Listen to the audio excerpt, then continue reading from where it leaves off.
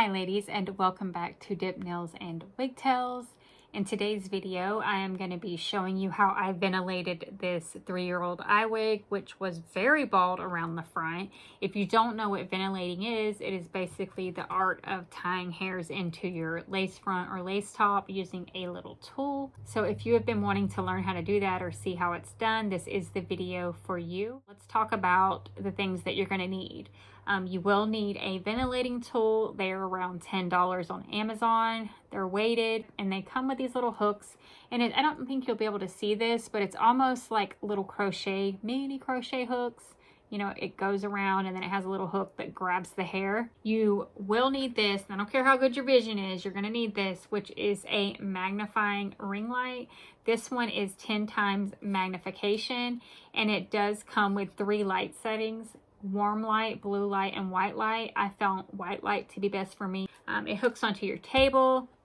It has this little pole. You stick it in there and it basically works like a little robotic arm, and you can move it and adjust it to where you need it. And then it plugs into the wall. You are going to need hair. For practice, it doesn't matter what hair you use as long as it has some length to it. You can cut some out of an old synthetic wig, an old human hair wig. If you have extensions laying around, it just does need to have some length. And the reason for that is you have to fold the hair, so you're going to lose a lot of the length. Now, if you have listened to me over the years and you saved all your extra lace from your new wigs, you can use that for practice, or you can buy a wig cap. I use these for the hat hairs and active wigs that I make, but it does have this usable lace on the top. And I do like this particular lace for practicing because it's very durable and it has pretty decent size holes. So it's really good for practice and you have a huge area. I will link everything that I mentioned down below except for the hair. Now, when it comes to actually ventilating the wig that you're wanting to work on, you can cut hair out of the back of the wig if you have plenty back there. You don't want to make any bald spots, and you can use that. And surprisingly, it doesn't take a lot of hair, especially if you're just doing like around the face. Now, if you have like a big spot on your actual lace top, you will need more hair. And I know when it comes to color matching, that can be a little tricky if you don't have, you know, the actual hair color. Now, for me on this wig, I did use just some deluxe platinum hair and then some of this darker hair, and I kind of did like 75% of the light hair, and then I mixed in about 25% of this that does have like a little root, just so it wouldn't be like so stark white in the front, because the hair that I used was a lot lighter. But you can see it blends really well. And so far I've been wearing this for 6 weeks now and they have stayed. And that's why I waited to put this video out. I wanted to make sure that the method that I used actually worked, because my husband said they were all probably gonna fall out. Joke's on him. They're all standing strong. I'm not a professional. This is just my experience. The only other important thing to remember is when you go to fold your hair to tie it, and you'll see that in the video, make sure you stagger your length, because basically it creates a return hair. You'll take it and you're going to fold it, and then you're going to grab it with the hook and go in and tie it. Well, that means this hair will be this length, and then the return hair that you're using to knot it with is going to be this length. So you don't want a lot of short hairs, or they're going to stick up. So if you want to learn this, stay tuned. Please don't forget to like this video. Here are the basics. This is the ventilating tool. It comes with several different sizes of little hooks at the end. I am using 4, which is the bigger. It just means the hook is bigger, but you can play around with each one and see which one works best for you. Tweezers, I do like to have like these flat ones. If you have any type that go with lashes that are flat on the end, those will work too. Pair of scissors and a little water bottle. Water comes in handy a lot. Now, if you are getting hair from the back of your wig, out of old extensions, or you bought some wefts, this is pretty much what it's going to look like. Sometimes it may have 2 rows, it may have some hooks. None of that really matters. The way you get your hair is just cut you a little piece. I don't need a lot, so I'm not going to cut off a lot. And then you just go to the top, cut that off. Now, before you do anything, go ahead and pull all those little short hairs out so they don't get in your way. The return hair is basically the piece that you fold. So this is the root, down here is the tip. So before you tie it in, you're gonna fold it down, and you wanna have it down at least 4 to 6 inches. You're gonna fold it, and you want a little loop. The smaller the loop, the better, but not too small. Go through the lace, you're gonna pull this, and that's what holds it. When you're going and doing this, it is very important when you pull this hair, you're keeping tension. You're pulling with this hand, the hair against the tool. You have to keep a tight tension. You're not pulling too tight, but you have to keep tension the whole time. So when you're pulling backwards with this side, and if you're not holding it, it's just gonna slip out. So you have to keep tension. So you're constantly pulling. It becomes second nature once you learn how to do this.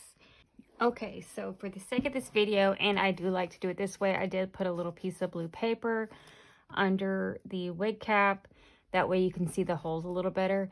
It's a little bit harder for me to do this on camera because I am not on top of the mannequin head or my canvas head, and the magnifying light is making it where you can see better. So you're going to take your hook and you're going to turn it to the side. You're going to go under one and go up through the neighbor. Now, whether you go up, down, side to side, I didn't find that it made a difference. I do it all different ways, and the hair did the same regardless. You're going to hook the hair, keeping your tension. When you go under the lace, you want to kind of push down towards the head and up. That way that hook doesn't grab the lace. All right, now once you pull up, you're keeping that constant tension. Now you want to slide the hair toward the back of the hook, keeping your tension. Wrap it around twice. You can do it 3 times. Turn your needle down, and then you're going to go through the loop of the hair that was in the back and pull. And then there you go. Now, this is optional, but do you see how that knot looks a little bit loose? Each time I tie one, I do go up and kind of pull the knot and tighten it. And that is how you tie a knot. So I have the hair, pull it, fold it. You can fold it in half if you're working around the face and you have long enough hair. The longer the hair you have, the better. Grab it. You need a loop. Just like that, just any type of loop.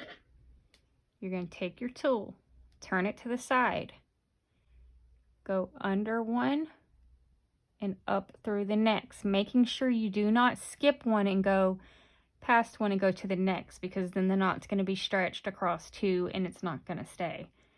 Hook your hair, keeping your tension, and if you hold it closer, I find that it's easier.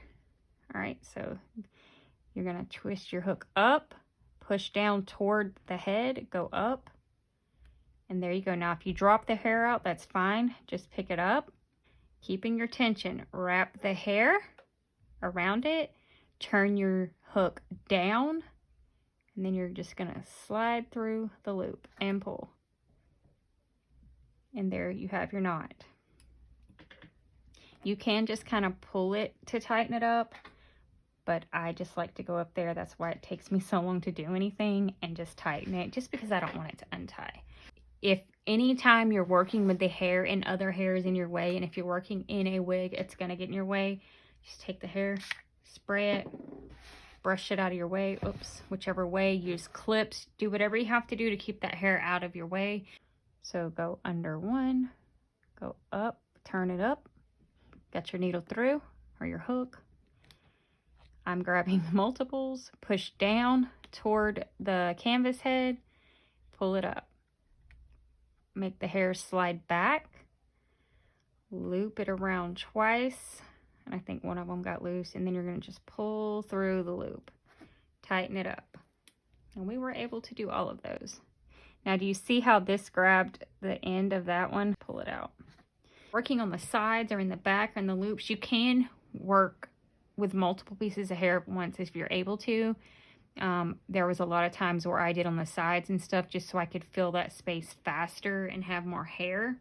And I was working with a lace front that was very old and fragile, so I couldn't go near the end. I would have to skip up too. So remember that. You know how you trim your lace and you'll have your edge do not work in the holes next to the edge. They will just rip and open. So make sure you're going back a row or two. So go up, go under, grab it, go up, keep your tension, take it toward the back of the hook, wrap it once, twice. I like to go twice. Turn your hook down, and then you're just going to slide through the loop and pull it. And then again, I told you if I don't see it go flush up here, I do like to go up under it and pull it. Alrighty, so this is the one that I ventilated, and I just want to show you up close. Basically, all of this is me. I put all this in.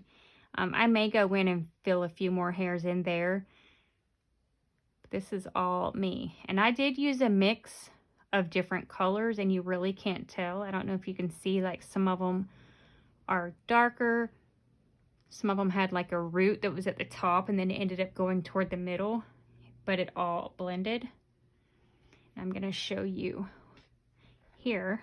There were spots that I did not ventilate because they don't show. Like all of that up there is pretty much bald. Anyway, I hope you enjoyed this video and I hope it helps.